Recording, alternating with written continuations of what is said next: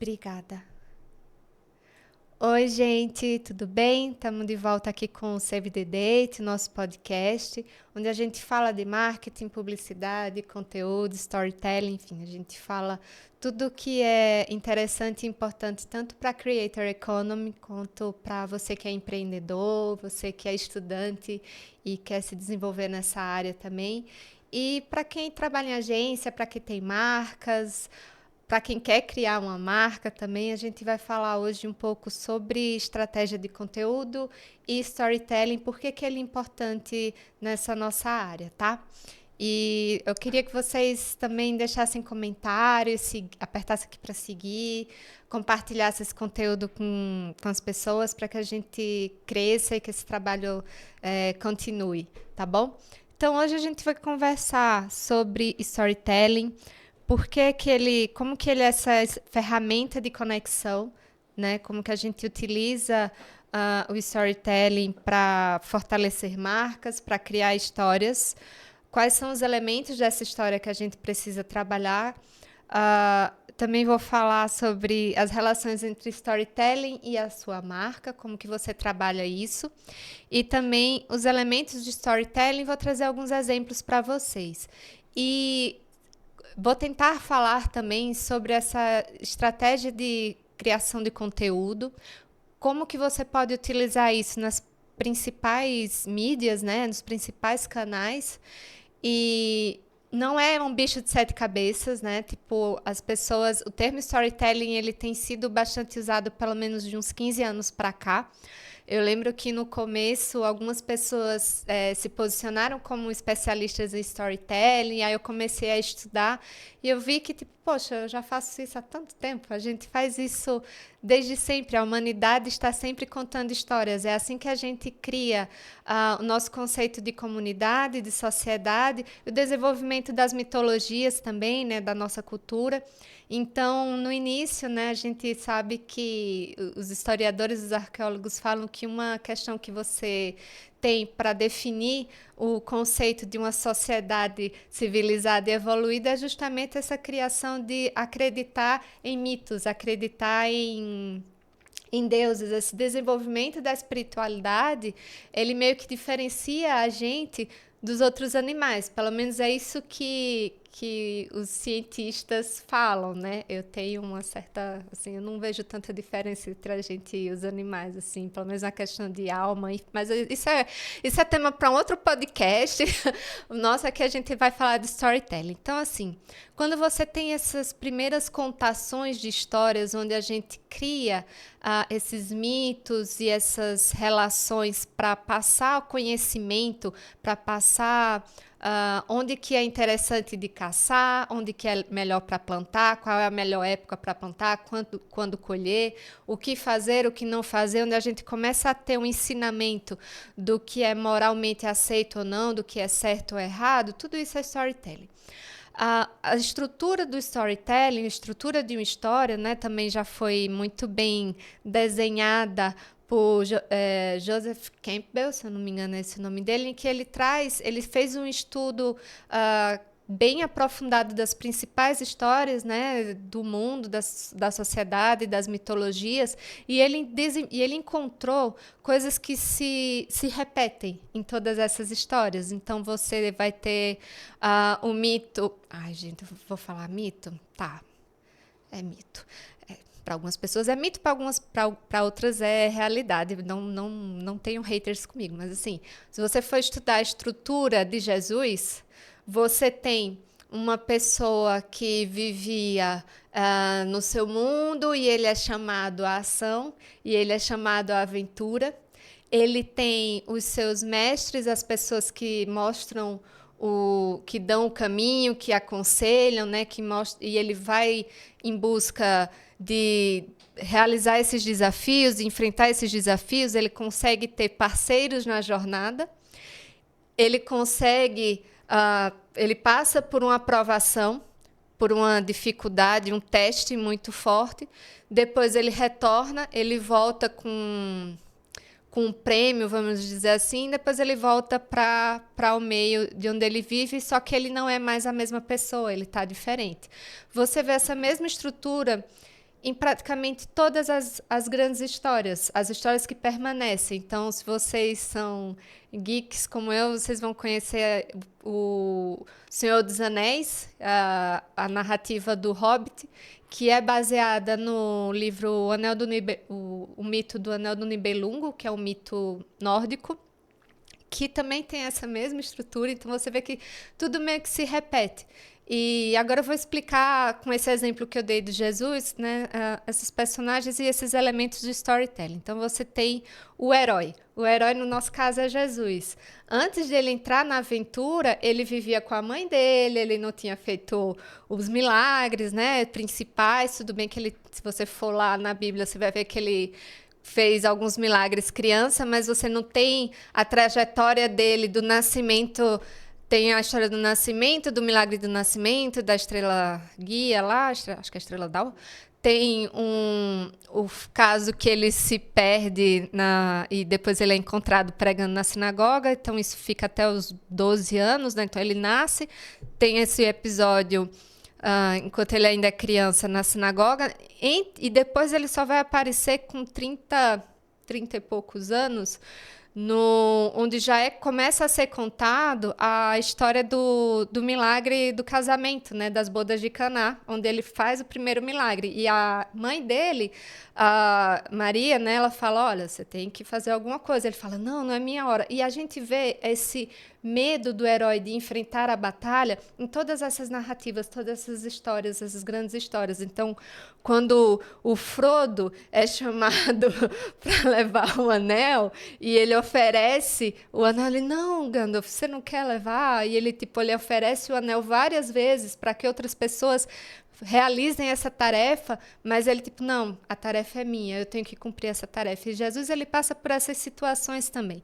Então, em vários momentos, ele é testado, tanto pelos doutores da lei, pelo próprio demônio durante a quaresma, lá, a quarentena que ele fica no deserto. Então você vê que ele passa por várias provações para ele deixar de ser aquele herói, aquela pessoa que não tinha tantas experiências assim, para ele se desenvolver. E Jesus, ele estava passando por uma preparação do sacrifício. Se a gente comparar de novo com a história do Senhor dos Anéis e o Hobbit, você vê que o Frodo, ele também passa por vários desafios, ele quase morre algumas vezes, né? E ele também, se você for pensar, ele também é sacrificado. Porque quando ele tá lá para todo mundo já viu o Senhor dos Anéis, não estou dando spoiler, mas quando ele tá lá para jogar o anel na montanha lá da perdição, ele não ia jogar o anel. Ele não queria, ele ia meio que desistir. E o Sméagol meio que força ele naquela briga e tal. O Sméagol cai, se joga e destrói o anel e tal. Mas quando o Frodo volta, que é essa história, né? Ele volta, mas ele não volta mais a mesma pessoa e ele nunca mais ele se recompôs, né? Ele sempre ficou com aquela ferida aberta, vamos dizer assim. Nisso ele se diferencia um pouco do nosso herói Jesus, se a gente for comparar. Porque Jesus, quando ele é sacrificado, que é no caso esse desafio que ele enfrenta e é morto, né? Depois ele ressuscita, ele volta e ele volta diferente. Quando você observa que nas passagens da Bíblia os apóstolos que andavam com ele não reconhecem Jesus. Eles olham e eles não reconhecem. Depois, é como se ele permitisse ser visto por essas pessoas, e porque justamente ele é outra pessoa. O nosso herói, em todas as histórias, ele vai se transformar e ele vai se desenvolver e vai ser outra pessoa, e ele é capaz, a partir daí, de passar conhecimento. Quando eu falei de que todo herói ele tem alguém que vai guiar, que vai ajudar no seu caminho, a gente tem o Frodo, ele tem o Gandalf, tem os elfos que ensinam, que orientam muito ele, o próprio Aragorn também dá lições, ele está sempre aprendendo. E Jesus teve os seus aprendizados também quando ele foi batizado por João Batista. Ele aceitou ser batizado, então ele aceitou um mestre, ele aceitou um guru, mesmo ele sendo portador de todo conhecimento, ele se colocava nessa posição, e você vê que um herói ele precisa passar por isso. Então, se você for estudar todos esses mitos, e foi o que o Joseph Campbell fez, ele foi atrás de todos esses mitos, né? Então, a história do Rei Arthur, ele passa por todos esses desafios, o Rei Arthur enfrenta muita coisa, ele precisa ir recuperar a espada, né? Você vê que tudo isso se repete, e isso está presente na história humana por quê? Porque é dessa forma que a humanidade entendeu que era o melhor jeito de passar conhecimento, de treinar a mente humana. A gente tá, por exemplo, eu tô aqui falando com vocês e a minha cabeça tá com 20 abas abertas, né? Igual o computador. Você vai pensando em várias coisas e vários exemplos diferentes. E como que você passa de caçador-coletor para viver em sociedade? Para que você ensina que é errado matar ou é errado roubar a comida do amiguinho ou não pode dormir com a mulher do próximo? Com histórias. História de por que começou no início a gente passava a história oralmente, então você for estudar os mitos, a mitologia oriental e a mitologia hindu principalmente, budista também, durante muito tempo essas histórias eram passadas de forma oral e eles falam que a nossa mente era mais desenvolvida, o ser humano era mais desenvolvido nessa fase e a gente conseguia gravar todo esse conhecimento. Então, na mitologia hindu, eles conseguiam, um brahmane, um sábio, ele era capaz de gravar todo o conteúdo dos Vedas, todo o Bhagavad Gita, todo o Ramayana, então Mahabharata, todos esses mitos, ele tinha conhecimento. Se você pegar uma criança na Índia, ela vai saber, ela provavelmente vai ter lido essas histórias, ela vai conhecer essas histórias de cada uma dessas divindades. Hoje em dia, se você não tiver um livro, se você não tiver uma apresentação, é muito mais difícil você falar sobre algum assunto, falar sobre alguma coisa, porque a nossa mente está... É como se a gente tivesse condicionado a isso, mas as histórias ainda são muito importantes para gravar esse conteúdo, tá? E é interessante como a gente pode aproveitar isso para a construção de autoridade, para a construção da sua personalidade, do seu personagem, e para como você se posiciona enquanto marca também. Então, vamos pensar em marcas que trabalham bem esse storytelling. Então, eu gosto muito da história. Eu lembro que a Balduco aqui no Brasil trabalhou muito bem esse storytelling. Então você tem um pensamento que eles começam a contar a história da família Balduco, como eles chegaram no Brasil, como eles começaram a trabalhar, como eles criaram a primeira fábrica, como foram essas primeiras experiências, e você começa a se conectar com essa história e você entende, não é qualquer um que está preparando o meu panetone ou o meu biscoito, tem uma família, tem pessoas por trás que fazem isso. Eu me conecto com pessoas, eu me conecto com histórias. É muito mais fácil você criar uma relação de fidelidade com um amigo, com alguém que você se sente próximo, com uma família que você conhece, do que com uma marca que você não sabe de onde veio. Então, se você for pensar, é muito mais interessante você ter, mesmo você vai comprar um curso ou você vai comprar um produto que você conhece de onde vem, que você entende a história. Por exemplo, eu uso um Mac, um iPhone, por quê? Porque é legal? Porque é bonito? Também. Mas eu entendo toda a história que tem por trás dessa marca, da Apple, né? A gente vai estudar lá a história de Steve Jobs, que era meio doido, meio maluco, mas ele tinha um preocupação, e você entende toda a questão do design, o desenvolvimento do melhor sistema, questão de segurança. Ele não faz as coisas só por dinheiro. Como é que eu sei disso? Por causa da história que eles me contaram. Como eles me contaram essa história? A partir de livros, a partir de propagandas, de filmes. Então você vê como tem uma ferramenta, uma estratégia de conteúdo, até que a gente chama de transmídia, né? Ela passa de uma mídia para outra, de um canal para outro, para fortalecer esse storytelling. E um outro exemplo de marca que trabalha muito bem em storytelling é a Coca-Cola. Se você for pensar, a Coca-Cola ela nasceu como um remédio, ela era um xarope. E eles começaram a criar essa magia da Coca-Cola, né?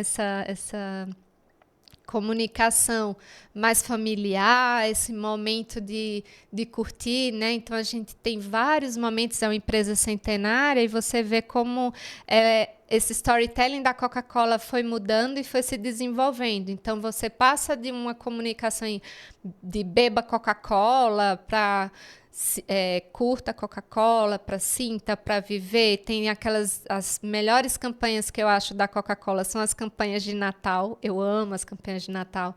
Então você tem os caminhões da Coca-Cola que fazem aquelas ações no final do ano com a musiquinha, e todo mundo reconhece a música da Coca-Cola, mesmo os geração Z, eu acho que já está ligada nisso também. Então você cria uma proximidade, né? O storytelling ele pode ser usado para criar essa proximidade com a marca, com algo que seria intangível, né? Com algo que é voltado ao lucro, mas que você consegue trazer isso para a sua vida, né? Para o seu dia a dia. Então é isso que as marcas buscam, porque se você vê por que as marcas fazem tanto investimento em mídia, por que elas utilizam, por exemplo, uma estratégia de contratar uma pessoa famosa, uma celebridade, é por causa disso. Essas pessoas já têm um contato mais próximo com o público, né?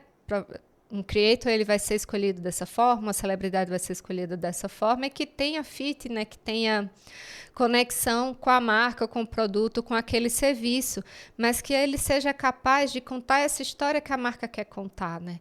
Como que você conquista não só clientes, mas pessoas apaixonadas pela sua marca e pessoas que vão falar bem da sua marca, né? Não só comprem, mas que vão falar bem da sua marca, que vão ser verdadeiros embaixadores daquilo que do teu sonho, né?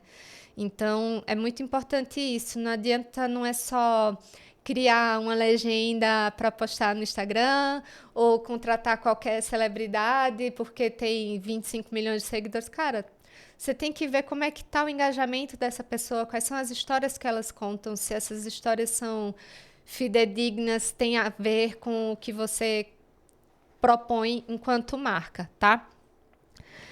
Vamos falar um pouco agora sobre o que né, quais são esses elementos do storytelling, o que é storytelling de certa forma. Então, assim, o grande desafio do storytelling, né, que é essa ferramenta de contar histórias, é você contar uma história sobre o produto ou sobre você que desperte a atenção, que as pessoas queiram saber mais. Por exemplo, se eu começar a falar que eu sou uma profissional do marketing, eu sou professora, eu sou publicitária, eu sou redatora, tal, talvez eu não prenda a atenção de vocês. Mas se eu começar a falar sobre mim, sobre a minha trajetória, de onde eu vim, talvez puxe mais a atenção. Por exemplo, eu posso falar que, olha, você já notou meu sotaque, você já deve entender que eu sou da região Nordeste, mas você sabe qual é o estado que eu venho? Eu sou de Pernambuco, mas em Pernambuco eu não sou de Recife. Todo mundo pergunta se eu sou de Recife, eu sou de Caruaru. Caruaru é uma cidade de pouco mais de 300 mil habitantes, no agreste do estado, que tem uma festa de São João, uma festa junina entre as maiores do país. A gente briga com Campina Grande. E eu comecei a minha trajetória lá, mas eu comecei a fazer faculdade em Alagoas. Eu fui estudar em Maceió. Então, você conhece Maceió? Maceió tem as mais belas praias do Nordeste. A gente pode afirmar isso? Pode afirmar. Mas é também um estado que peca muito no desenvolvimento, né, no crescimento. Então, você tem poucas marcas, você tem pouco espaço para crescer, né? E eu queria começar a atuar na área digital. Eu comecei na publicidade quando tudo era mato, era o computador beijinho, aquelas caixas grandes assim, que tinha que ter um armário para colocar o servidor dos computadores, e a gente virava à noite e comia pizza e era isso, né? Tipo, ai, nossa, como eu queria ir para Cannes. Tipo, como que eu ia para Cannes? Eu não tinha R$ 1.000 para fazer um vídeo que tinha que ir para...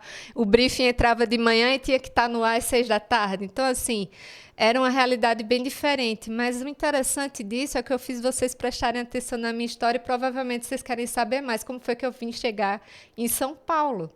Da mesma forma é com as marcas, da mesma forma é com o teu serviço.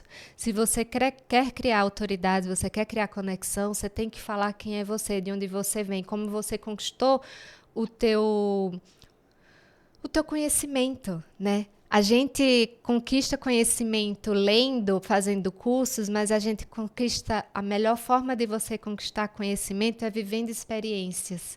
Você tem que conversar com as pessoas, você tem que se desafiar, e aí a gente volta para a nossa história, para os nossos elementos da storytelling e o nosso herói.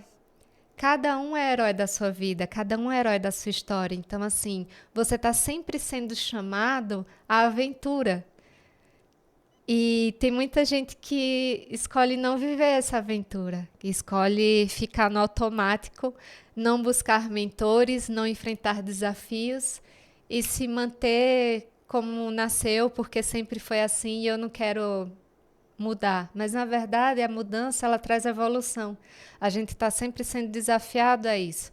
Eu sou, além de publicitária, marqueteira, eu também estudo tarô. E no tarô a gente tem essa jornada do herói também contada nos arcanos, né? Nos arcanos maiores, nos arcanos menores. Para você aprender a ler tarô, você tem que entender de histórias, você tem que viver. Você tem que saber storytelling também, porque eu vou contar a história da tua vida, vou contar em qual momento do destino você está vivendo. Então, no tarô, se você quiser estudar storytelling, estuda tarô, estuda os arcanos maiores, porque aí você vai ter o louco. O louco é esse nosso herói, se abrindo para a aventura, se jogando sem saber muito bem que caminho chegar, para onde, o que é que ele vai fazer, mas ele não leva nenhuma bagagem, mas ele tem muita coragem para enfrentar tudo que está se colocando na frente dele, mas ele também é muito ingênuo, né? Mas aí ele se joga e ele começa a enfrentar coisas, dificuldades, começa a conquistar conhecimento também, que é o que a gente faz.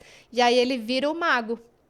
O mago é uma pessoa que ele já tem todo o conhecimento. Ele tem o conhecimento de toda, vamos dizer assim, toda a matéria. Ele sabe lidar com o dinheiro, com campo material, com campo espiritual, com campo emocional, com campo mental. E ele usa isso para manipular as pessoas também, mas ele conquista tudo o que ele quer.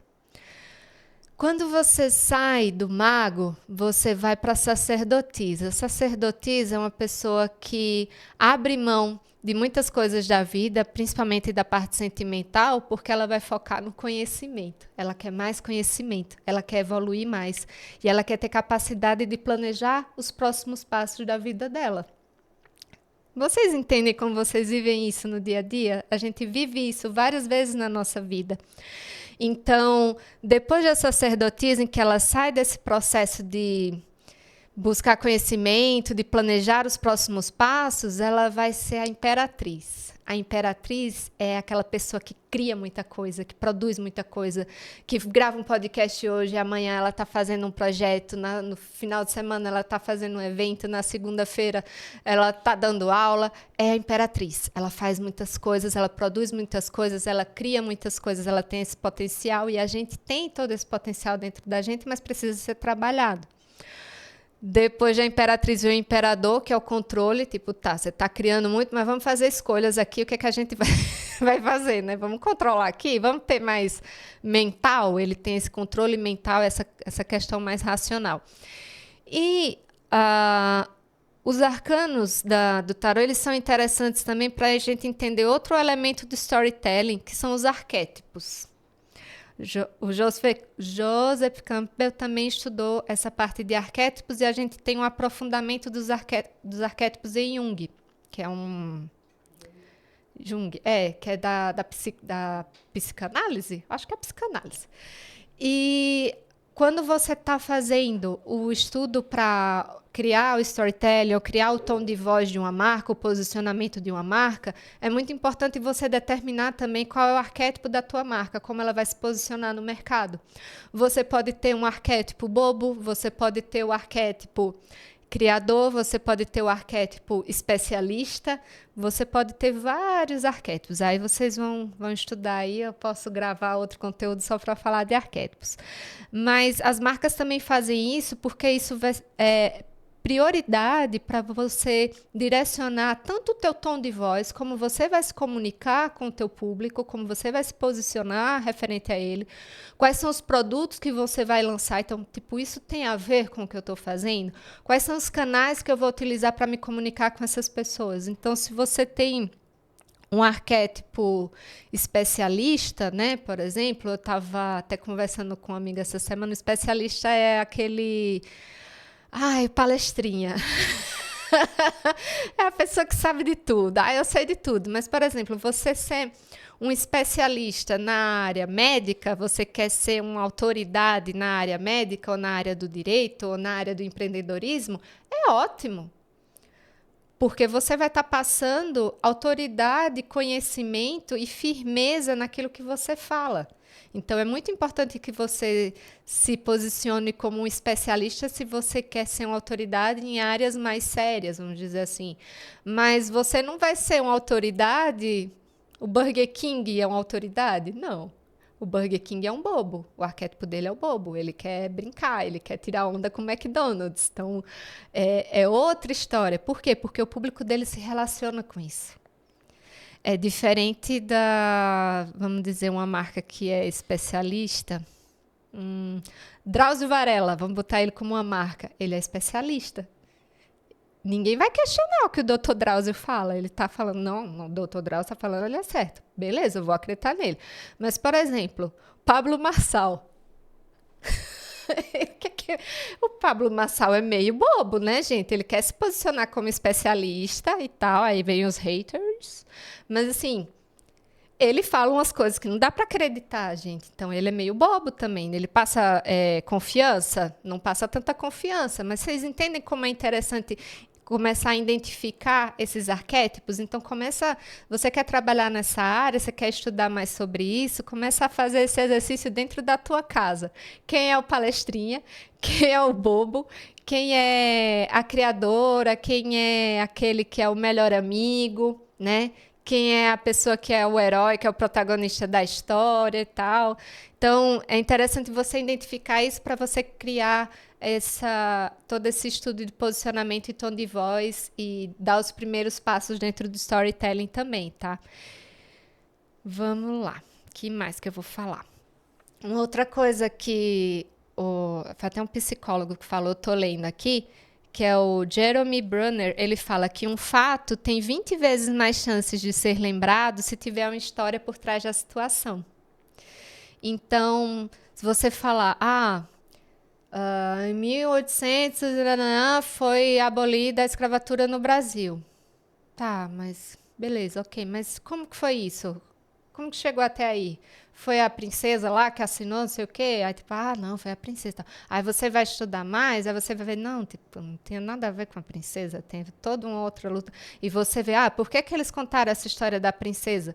Porque foi tudo storytelling. Eu queria apagar a luta das pessoas que eram escravizadas.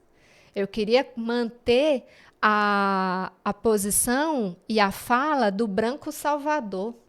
É a princesa boazinha que libertou as pessoas escravizadas. Não foi o povo que lutou pela sua liberdade, que batalhou e que foi atrás e que lutou e que criou várias revoluções e que criou os quilombos e tudo mais. Você entende como o storytelling também está presente na nossa história, em como a gente conta a nossa história. E como eu falei desde o começo, também é todo um processo de controle, como que você controla a sociedade a partir das histórias que você conta e que você permite serem contadas.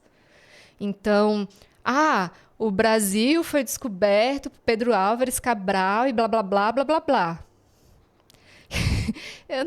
Eu não sei como as pessoas ainda acreditam nisso, porque não dá, né? Mas enfim, eu estou mudando um pouco do rumo, mas é só para dar uns exemplos para vocês. Quando você domina essas ferramentas e você começa a analisar e compreender como essas histórias são contadas, você é capaz de distinguir o que é verdade e o que não é verdade. Você vai atrás de entender e compreender a sua própria história e ser capaz de construir a sua própria história e também as histórias das marcas que você vai trabalhar, tá? Então, basicamente, o storytelling é essa arte básica de contar uma história, utilizando esses elementos, utilizando esse conhecimento, e ele é muito importante para criar conexão, como eu falei no começo. Então, você se aproxima das pessoas, você cria um conteúdo que elas querem saber mais. Então, uma novela é um conteúdo que as pessoas querem acompanhar. Uma série, um dorama, um K-drama, são histórias que você quer continuar acompanhando. Então, você tem, por exemplo, Star Wars. Star Wars tiveram os filmes, depois eles criaram... tem várias séries, tem animações do Star Wars, tem livros que eles criam todo um universo paralelo que acompanha essa história que começou a ser contada pelo George Lucas lá em 1970, eu acho. Em 1971, 73, tá. E você vê que a história do Star Wars, ela começa no meio, né? Do meio para o fim. Depois de muitos anos, eles foram contar o começo daquela história, de onde veio, de onde que vieram os Jedis. E um filme que eu acho que é um dos melhores dessa nova leva, que é o Rebel One, eu acho.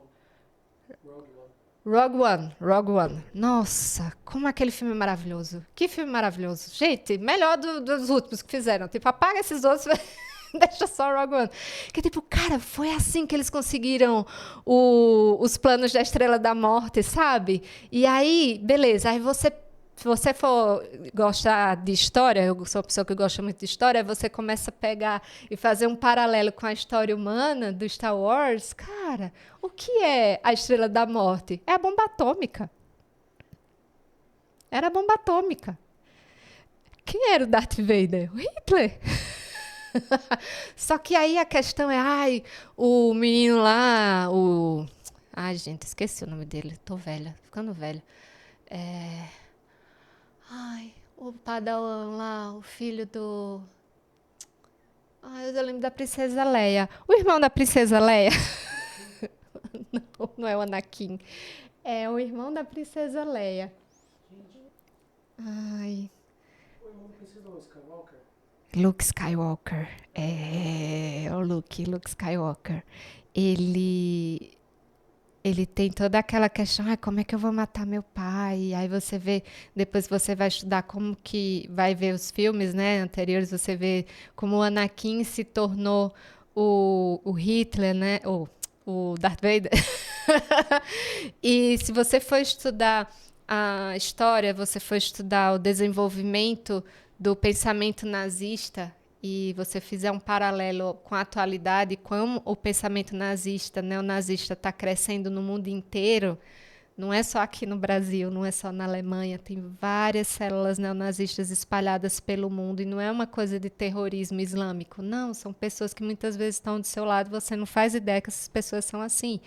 E como foi que cresceu o pensamento nazista? E aí você como que as coisas, a forma como você enxerga a vida pode ser transformada pela história que é contada. Eles, o Partido Nazista, ele nasceu como um contraponto ao Partido Comunista na Alemanha. Eles eram contra o Partido Comunista e eles enfrentavam essa ameaça comunista, e foi como um desenvolvimento da persona alemã que tinha sido humilhada na Primeira Guerra, e eles disseram, não, a gente tem valor, a gente precisa se desenvolver, a gente não pode ficar passando fome. Essa era a história contada. Nós somos melhores, nós somos mais valiosos, nós somos mais importantes do que os outros. A gente vê essa história sendo contada hoje, né? E foi isso que foi contado. E as pessoas começaram a absorver esse pensamento, a entender que, tipo, não, eu quero fazer parte desse grupo. Era um grupo, era uma tribo, era uma comunidade. Eu quero fazer parte. Se eu não fizer parte, eu estou fora. Eu não sou uma pessoa valiosa, eu não sou legal. Você tinha um movimento muito grande da juventude hitlerista, eram crianças. Essas crianças foram colocadas em campo de batalha. Elas lutaram, elas atiraram, elas mataram pessoas. E eram crianças. Por quê? Porque não tinha mais soldado suficiente. O Hitler começou a perder a guerra e ele não tinha amor a ninguém. Ele não tinha amor aos soldados. Ele queria ganhar, ele queria vencer a guerra. Então, vai mandar criança? Vai mandar criança. A criança vai matar. E é isso. E a gente vê essa justificativa do absurdo e como isso pode ser utilizado nas nossas narrativas atuais. Então, preste muita atenção nas histórias que as pessoas estão contando e o que é que estão falando. Então, eu posso ter muito hater agora também, que eu vou falar de um caso que aconteceu essa semana, de um vídeo que está viralizado, de um pastor falando que não é para você mandar o seu filho para a universidade, porque a universidade pode acabar com a vida dele. O que é que ele quer falar com isso? Ele quer manter as pessoas presas em uma narrativa, na narrativa que ele conta, na narrativa que é falada dentro da igreja, para que você não seja capaz de pensar e desenvolver o seu pensamento e criar a sua própria história, porque é isso que acontece quando você estuda, quando você vai buscar o seu desenvolvimento, a sua vida. Então, mais uma vez, é muito importante a gente entender de storytelling, mas entender que ela não é uma palavra inglesa para você parecer mais inteligente do que qualquer pessoa, porque esse tipo de pensamento é um pensamento nazista. Você não é para você ser melhor do que ninguém, mas para que você seja criador da sua própria história, para que você seja o seu próprio herói, né? E então é interessante a gente ter essa visibilidade, né? E o storytelling, eu vou dar mais esse exemplo, vou continuar na história do nazismo, porque eu estudei isso na faculdade. Meu TCC ia ser sobre isso, depois eu mudei de assunto, mas enfim. A propaganda alemã, propaganda hitlerista, ela era muito forte. O Goebbels, ele era inteligentíssimo. Ele sabia como manipular as pessoas. Ele sabia. Tipo, até o final da guerra, os alemães não acreditavam que estavam perdendo a guerra por causa da propaganda. Eles realmente acreditavam que eram melhores do que os outros. No início, os judeus eles não eram vistos como um problema ou como uma ameaça, né? Mas a partir da propaganda, eles foram colocados como uma ameaça, né? Foi criado esse terror, foi aumentado esse terror antissemita. Se a gente for entender que o antissemitismo não nasce na Alemanha, ele nasce na Igreja Católica, meu Deus, eu vou ter muito hater, mas ele nasce num período em que a Igreja persegue os judeus por serem judeus, assim como os cristãos foram perseguidos pelos romanos e depois a igreja toma o controle, ela começa a perseguir os judeus. A gente teve muitos judeus que foram forçados a se converterem, a mudarem de religião. Então, meu sobrenome, por exemplo, Lima, né? Todo mundo que você tiver sobrenome que seja de planta, é de judeu convertido. E foram judeus convertidos, não porque eles queriam ser convertidos, mas pelo que eles não queriam morrer. Então, a gente teve várias comunidades judaicas no Brasil. A primeira sinagoga judaica foi em Recife, e eles depois foram expulsos para os Estados Unidos e fundaram Nova York, fundaram a Bolsa de Valores Nova York. Mas você percebe que o antissemitismo vem de 1500 e muito antes disso. Então, é como se essa semente já existisse. E ela vai sendo cultivada a partir do storytelling que o Goebbels conta, que o Partido Nazista conta. Tinha uma diretora que ela vai fazer um filme, ela faz 2 filmes. Ela faz um filme que se chama O Triunfo da Vontade, e um outro filme que ela mostra as Olimpíadas que aconteceram na Alemanha durante esse período das guerras, né? Antes das guerras. Então, ela queria mostrar a superioridade da raça alemã.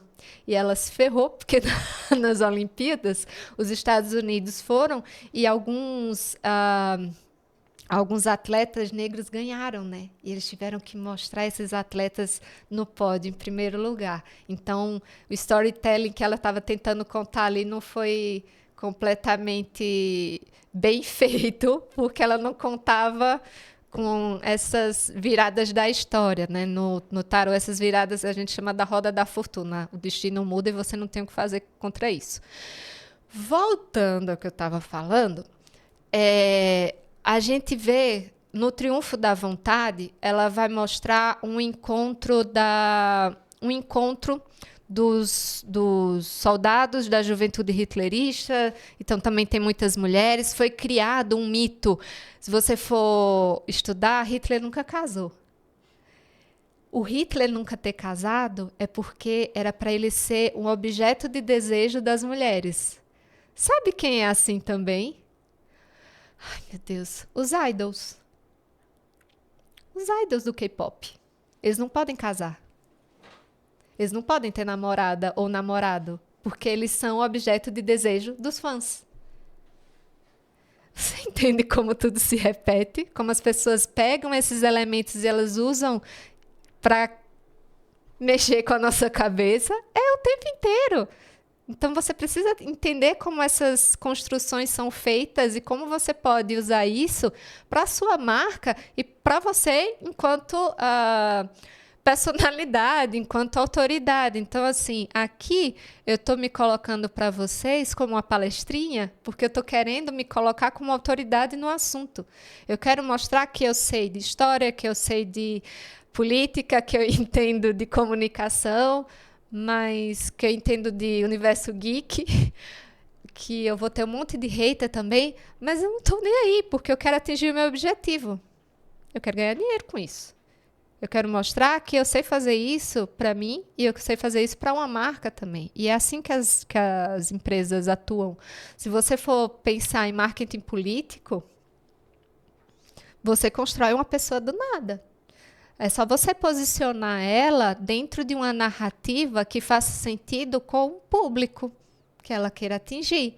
Então, você tem um político que vai ter uma narrativa de sustentabilidade, você vai ter um político com a narrativa de cuidado com as crianças, você vai ter um político que vai ter uma narrativa de ajuda à população LGBTQIAPN+, você vai ter várias narrativas. Você vai ter a narrativa do político conservador.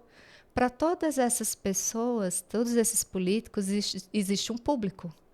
O que interessa é que ele construa essa narrativa de forma que ele conquiste o público que ele quer, para que ele obtenha os votos que ele necessita para conquistar uma posição no governo. Entendendo isso, você se mantém para sempre, se você quiser, na política. Por quê? Porque você vai criar narrativa, você vai se conectar com aquele público e você vai contar essa narrativa e se conectar com essas pessoas, com os filhos dessas pessoas, com a família daquela pessoa, e é isso que vai acontecer. Por que foi criada a narrativa da briga aqui no Brasil entre o conservadorismo, né, a direita, extrema direita contra a esquerda, né? Você vê que a centro-direita praticamente sumiu, né? Porque era mais interessante criar essa briga. Porque assim eu não divido voto com centro-direita. Ou é esquerda, ou você é lulista, ou você é bolsonarista. Não existe mais um meio termo. Não é verdade? Então, assim, foi narrativa, foi contado. Você foi orientado a pensar dessa forma, a achar que não existe um meio termo, a achar que não existe um outro caminho. Da mesma forma, a gente é ensinado, né, pelas narrativas que o caminho é o capitalismo ou o socialismo, ou que a China é, sei lá, a China não está errada ou está certa, ou só os Estados Unidos são bonzinhos. É tudo narrativa. É tudo como foi contado para a gente e a gente precisa aprender isso para saber fazer também, né?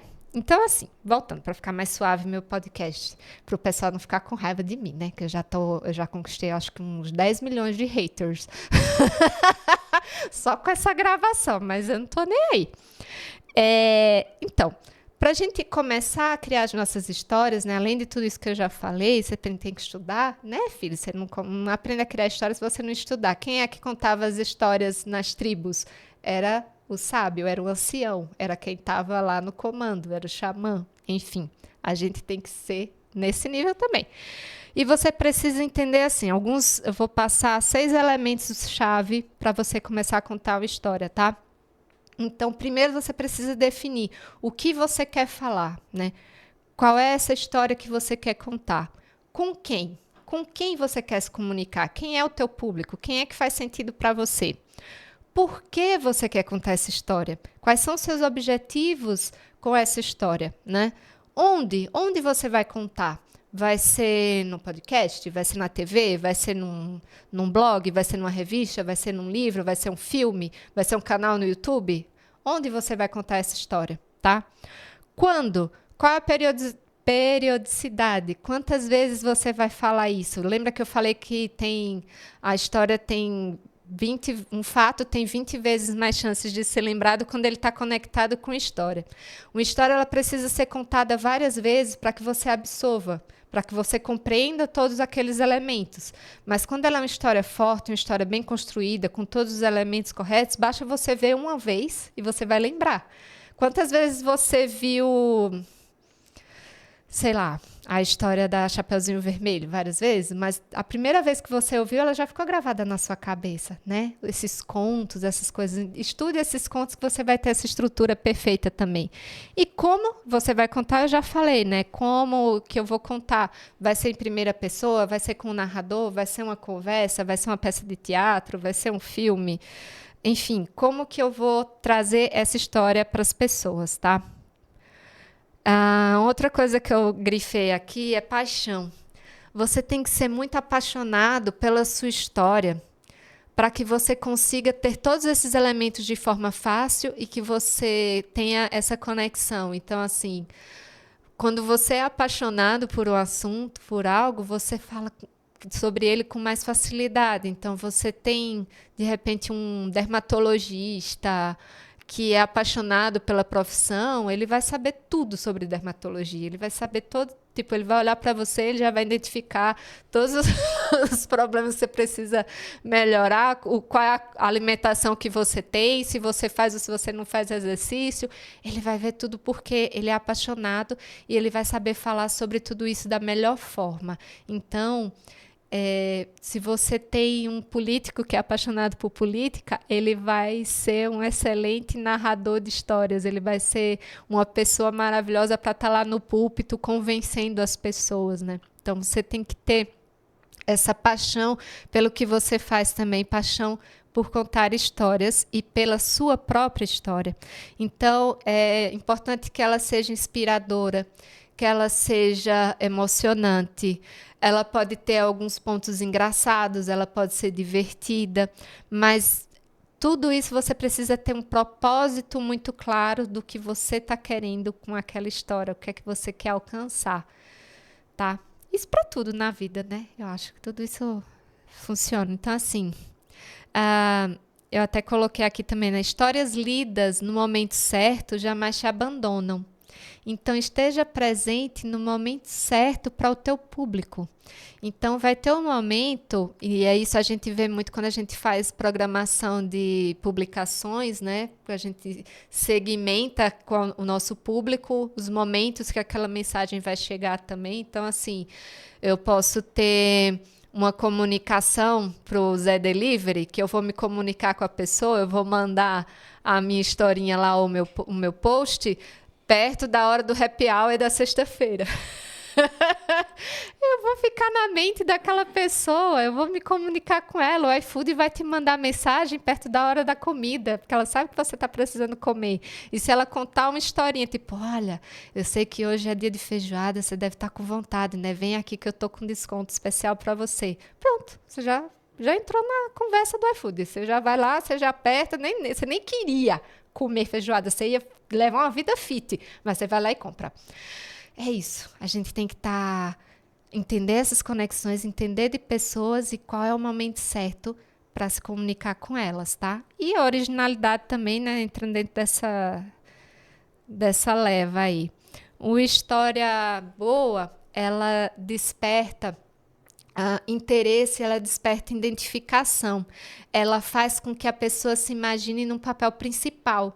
Lembra quando eu falei que o Hitler não se casou e que o pessoal, os idols do K-pop não se casam? Porque a gente quer ser o personagem principal. Quem é o personagem principal? É a pessoa que Imagina casar com uma pessoa maravilhosa. Eu queria casar com os meninos do BTS, casava com tudinho, então não tem nem problema.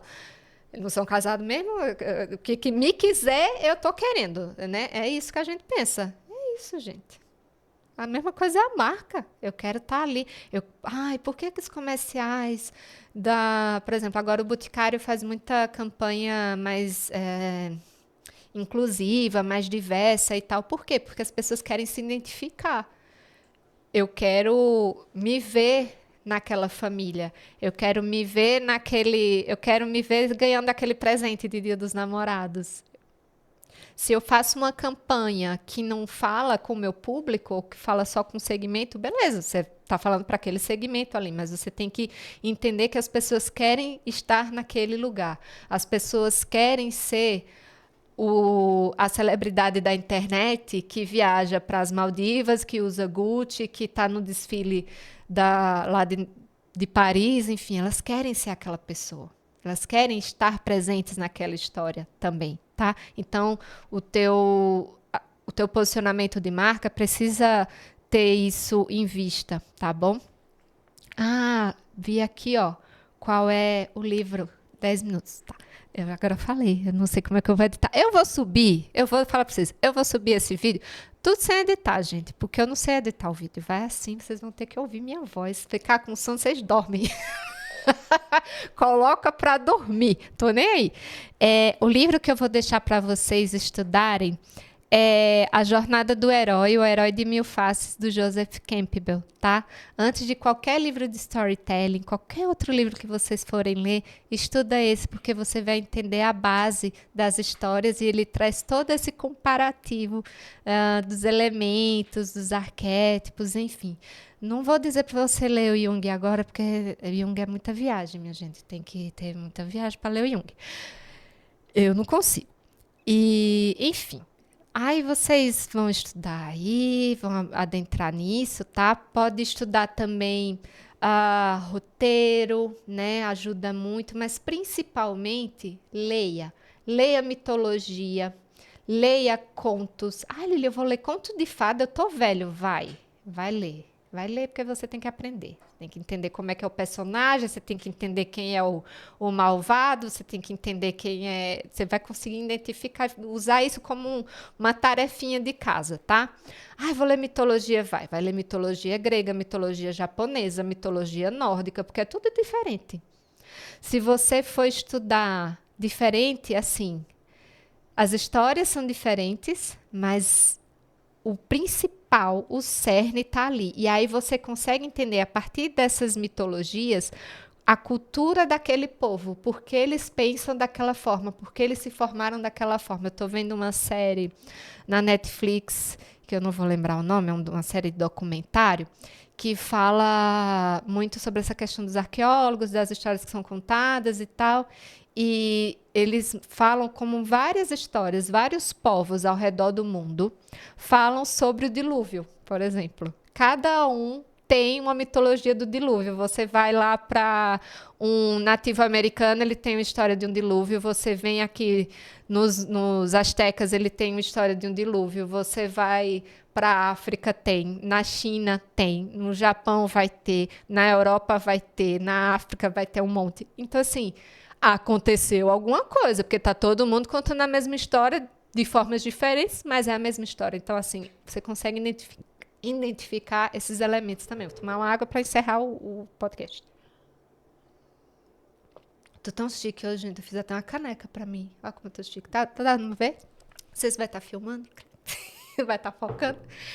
Eu vou encerrar agora, porque eu já passei muito conhecimento para vocês, eu já estou cansada. Agora vocês já devem estar cansados de me ouvirem também. Vocês colocam aí para assistir ou para ouvir, quando vocês estiverem limpando a casa, preste atenção aí, vai tomar um banho, coloca para me ouvir. E vai estudar, gente, vamos ler. Não só assistir filme, mas ler. Para de ler feed do Instagram e ver vídeo bom no TikTok, vamos estudar. Se for estudar o TikTok para ver como as marcas se posicionam, beleza, pode ser. Vai estudar o storytelling das marcas também, tá bom? Beijinhos, até a próxima. E eu vou pensar em outro tema legal para falar com vocês da próxima vez, tá bom? Até mais. E Save the Date, eu nem expliquei por que o nome é esse, né? Porque eu não pensei em nada melhor, eu pensei nesse nome e ficou esse nome mesmo. E é isso, essa é a história. Nossa, Lili, não criou conexão com nada. Quantas vezes vocês já criaram nomes esdrúxulos para coisas porque vocês não pensaram em nada? É a mesma coisa, sou eu. Depois eu invento uma história para esse nome, aí eu conto para vocês. Beijos, até mais.